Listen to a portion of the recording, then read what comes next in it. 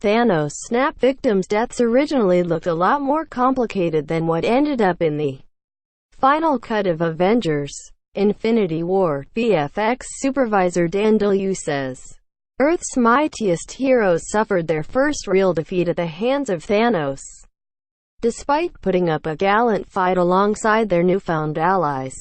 In the end, the Mad Titan executed the deadly snap, wiping out half of life in the universe, including some of MCU's heroes, in an effort to balance the galaxy.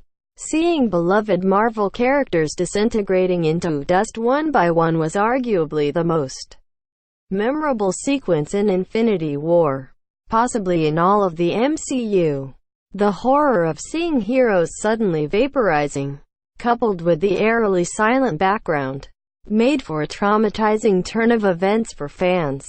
However, deciding on how the characters were going to disappear took a lot of careful consideration to ensure that their deaths evoked the emotions that directors Joe and Anthony Russo wanted from viewers.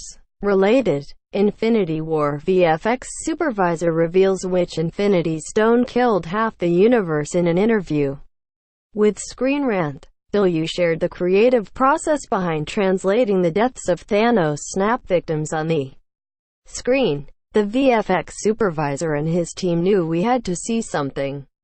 It couldn't be just a simple snap and them just disappearing. So they had to decide on the manner of how to do it in a way that both made sense in terms of the established capabilities of the Infinity Stones, and it being emotionally resonant with viewers. It made sense that all 6 stones are combined now. So, what stones how would combining the stones make that happen? So does the Soul Stone go in and disintegrate their soul? And does the Power Stone disintegrate the body? And the Space Stone what actually moves the ash? And so early tests were combining all those different pieces, and although it was kind of beautiful, in a way, it just became too much. Right? It became if there was too much of a Soul Stone effect, it looked like they were on fire when they were disintegrating. And the idea was like, just back off and keep it simple.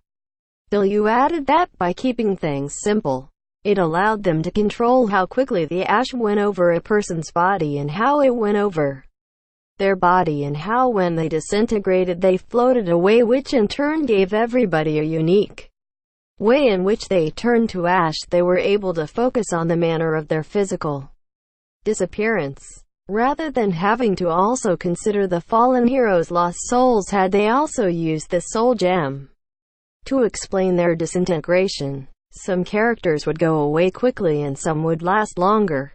Just give them something a lyrical, almost a poetic way in which they kind of float away to ash to make it more impactful. He said, this is one of the reasons why Spider-Man had his death drawn out. Aside from the fact that it was establishing Tony's arc moving forward, audiences seeing Thanos' snap victims suddenly disintegrating into dust also gave them a visual reminder which ones were killed due to the galactic genocide and may still be resurrected in Avengers 4, depending on how the remaining heroes do with their mission to restore peace in the universe and take down the Mad Titan. Marvel Studios continues to be tight-lipped about the next film, but popular theories point to time travel and the quantum realm factoring into the narrative. Fans will just have to wait until May of next year to find out how things ultimately pans out for Earth's Mightiest Heroes.